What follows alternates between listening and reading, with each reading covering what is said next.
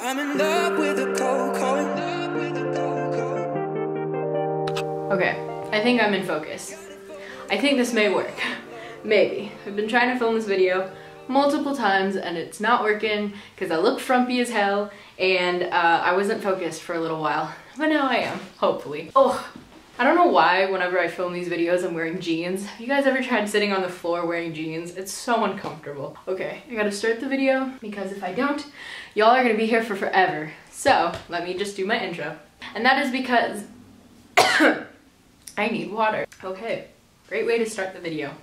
Now my eyes are tearing up. I just vacuumed too. It's not like my floor is super dusty. I can't see from this far away. I really hope I'm in focus.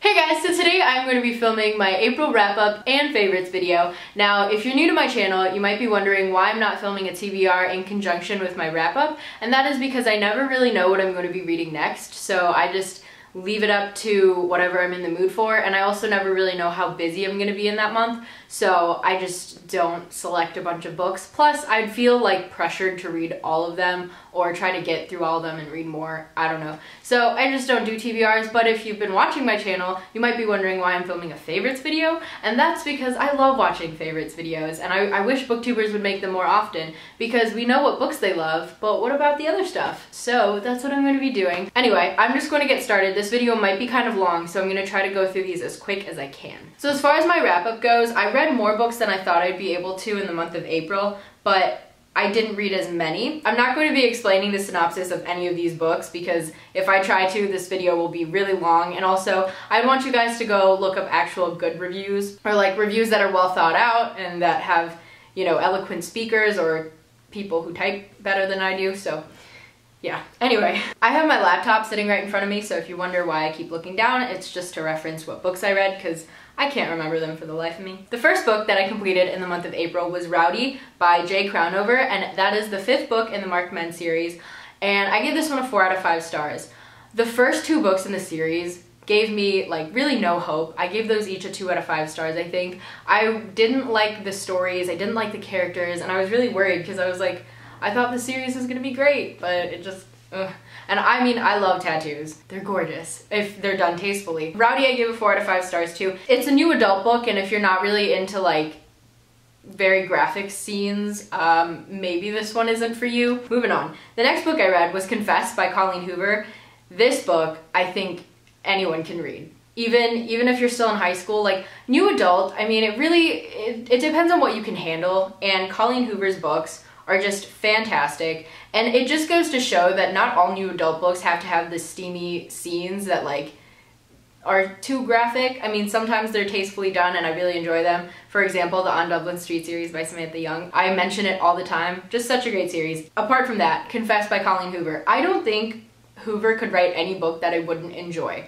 I have read all the books she has released so far, and I have enjoyed every single one. I think the lowest rating I've ever given to one of her books was a 4.5, and that might have been just like some inner thing that I was like, eh. But she is an incredible writer. Like, her story structure and everything just flows really well. And this book in particular, I really feel like you shouldn't go into it knowing what it's about, and don't even like scroll through the pages because there's a nice little surprise in there for you. It only takes place in like 4 or 5 days, but it feels like a lot longer. Like, so much happens. If you have ever read any of Colleen Hoover's other books, you'll know she's really just such a talented writer, and I can't emphasize that enough. Go check out this book, guys. Unbelievably awesome. I remember it was $16 paperback, but it's worth every penny. Then the next book I read was Down to You by Leighton. This is the first book in what is called the Bad Boys series, I guess. And I hauled this a little while back. I bought the first 2, and then I got the 3rd one, so I owned the first 3, right? So I read this first one. I gave that one a 1 out of 5 stars. This book was such a disappointment. The story was really poorly, like, it was just, I couldn't believe it. Like, it wasn't written where I could, sorry, what did I just do to my hair? It wasn't written where I felt like it was real life. I just felt like I was watching some cheesy like drama. And then the writing just didn't grab my attention. I don't like when an author tells you straight up what's going on. Give more credit to your readers. I wasn't a fan, and then as you guys know, I own the second one, so I read the second one. I gave that one a 1 out of 5 stars as well. I didn't like that one either. And then I wasn't able to carry around a physical book for a while because I knew if I did, I would spend more time reading than I would doing my homework. But I ended up reading a book on my phone because I was on the train for a little while, and I read You Make Me by Erin McCarthy, and that's the first book in the Blurred Lines series, I guess. I'm not going to continue it. I give this one a 2 out of 5 stars. The beginning was like, it was pretty decent, and then like towards the middle-ish, and then the end just went downhill. And then after reading that, I needed a good book to read because I was just really annoyed with the crappy 3 books I had just read. In the book haul that I'll post after this, because I want this one to go up before because it's almost the end of April. I'm filming this on the 29th, by the way. I don't know when I'll be able to get it up, but sorry, I like keep constantly talking. I'm gonna hate myself when I go to edit this.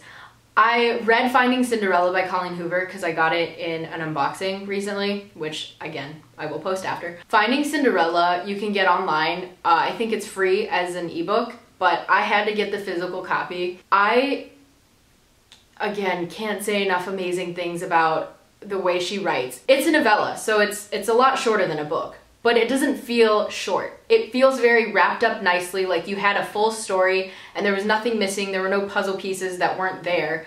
But I loved it so much, I wish there was more, but that's only because of like my own selfish reasons. I love her, and I can't wait for her next book. So after reading Finding Cinderella, which I gave a 5 out of 5 stars by the way, I decided if I had to finish it, because if I didn't pick it up now, I never would. And that was the last book, this is the only physical copy I have to share with you, because all the books that I had read this month I brought back home, because I only live an hour away from home, and whenever I go back, I just try to declutter my room. So this one I finished last night. This is the 3rd book in that series that I kept giving a 1 out of 5 stars to, The Bad Boys. And this is the Everything for Us, and gave this one a 1 out of 5. And I think there's one after this. I'm not picking it up. I didn't like that it changed perspectives either. Like the first 2 were from the same perspective and then this one was from another. I would not waste your money on this. Sorry guys, it just wasn't for me. So those are all the books that I read in the month of April. If you are leaving me, I hope you guys have a great rest of your day and I will talk to you soon. But if you're going to be staying to watch the favorites portion, thank you so much. And I'm just gonna get started because I have quite a few things to run through. Honestly guys, I'm not that interesting of a person. There aren't very many things here that would be like, ooh, that's really cool. But I just wanted to show you for the sake of showing you. I'm going to try to split it up into categories, so we'll start with books. I couldn't pick just one, so I had to pick 2, and they're both by the same author, and that is Confess and Finding Cinderella by Colleen Hoover. I gave those both 5 out of 5 stars. I would highly recommend them, and I've already talked about them, so I'm going to move on to movies. So the first movie, which was actually a documentary, the first documentary I watched in April was Rich Hill, and I ended up really enjoying it. I don't know what state they're in, but they're in a town called Rich Hill, and it follows multiple young, I don't want to say children, but kids. Like the shock factor isn't like that high, but it made me reflect on like my community and the people around me. The documentary resonated with me, so I'm giving it a thumbs up. And then the second movie that I have to talk about is actually a movie, and I saw it yesterday, and that is The Age of Adaline. I thought it was well done, and the story structure and cinematically it was great. The narration though kind of irritated me when it would be like when it was all the scientific stuff. It just kind of threw me off a little bit, and they weren't giving the audience enough credit. Honestly, if Blake Lively wasn't casted or Harrison Ford, I don't think it would have been that impactful. Anyway, I don't mean to ramble, but those are my 2 movie favorites. Moving on to TV shows, I ended up finishing everything that was on Netflix of White Collar in the beginning of the month, and I love that show. I started watching it when only season 1 was out, except I couldn't continue just because I didn't always get the chance to watch it when it was on, and then it just kept going and going. I love that show. Matt, what's his name? Neil Caffrey, played by Matt Bomer, and then Tim DeKay and Tiffany I don't know her name, and then the guy who plays Mozzie. That show is just, can't wait for the last season to come out on Netflix. Of course I'm gonna be sad about it, but it's just such a well-produced show. It's great. And then I've also been watching How I Met Your Mother kind of throughout the month of April. I've never gotten to watch it from like season 1 through, and I'm only still on season 1, but I've only ever seen like a couple episodes here or there when it played on TV. It's on Netflix, so I started watching it whenever I was like cooking or folding clothes or something. But it's a great, easy, light show to watch. Very funny. I'm not done with it. I'm still, again, on season 1. No spoilers, please. I know it's over, and some people were a little iffy on the ending. I don't want to know until I get to it. So yeah, those are my TV show favorites. Now, as far as things go, this might take a little while, and I have to run through these pretty fast. My birthday was in the month of March, towards the end, and I got a few I got amazing presents. I always do. I'm so fortunate and blessed, and this is not me bragging or showing off in any way, shape, or form, but I was able to play around with a lot of these things in the month of April when I wasn't busy. So I'm gonna just kind of show you guys what I've been loving. I'll get to the technology portion after, but I thought I'd show you maybe the more mundane things that maybe won't be too interesting to you guys. So the first favorite in the category of things I have to share with you might be very uninteresting to you guys, but I am so happy I finally have it. Like, I know they're not expensive, but I just never felt the need to buy one because the one that I had still worked. But I got a new water bottle and I am so happy. My old one is the light blue one with the one that, you know, that does that. You guys know what I'm talking about. This is Camelback, and this is the one this is called Shoot, and it's the ones that have the twisty cap, because these are leak proof, whereas the ones that just pop up are spill proof. And I don't have a water bottle holder on my backpack here because it's meant for skiing, and I don't think you're supposed to put a water bottle outside of it, but I keep it inside, and my notebooks would get wet, and then I wouldn't be able to read what I had. Oh my gosh, my hair, I'm sorry. I wouldn't be able to read what I had written in class, like for my notes. I don't mind drinking out of it. I know you have to untwist the cap and stuff, but whatever, it's fine. As long as it doesn't leak, that's my issue.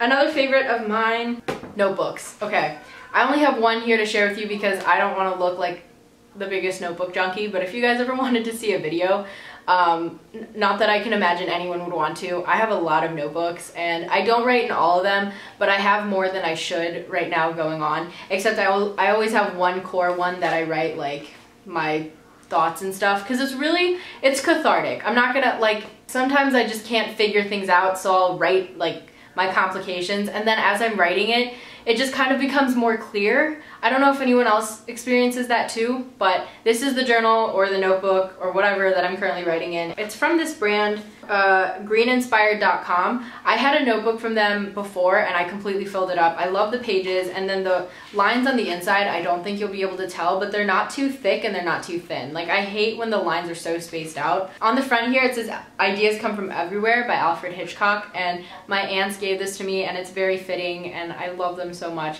I love this notebook. Fantastic. And then I love this pen to write with. It's a Papermate Comfort Mate Ultra 1.0 M. I am not like the biggest pen junkie, but I have favorite pens and I like this combo. Okay, so that being said, I also have another notebook here with all my favorites, and it says things I like. Okay, so yeah. So now I'm going to move on to the technology portion of my things favorite. So this is like a subcategory, but we're gonna start with what I'm filming on, which has to be my #1 favorite of the month. I mean, oh my gosh, I got the Canon Rebel EOS T5i, or the EOS Rebel T5i. I have the box right here. I was trying to read it on my camera, but this is what it looks like, and my parents got this for me. I couldn't be more thankful. I am filming with the kit lens, so the 18 to 55 millimeter. I really know nothing about cameras and I'm trying to learn. I was filming on my the Nikon D3200, and what I've noticed is that the Canon is very much more user-friendly, and also this one has a flip-out LCD screen or monitor, but I still have my Nikon D3200 and I'm still planning on using it. The only issue I had was when I was filming, sometimes it would like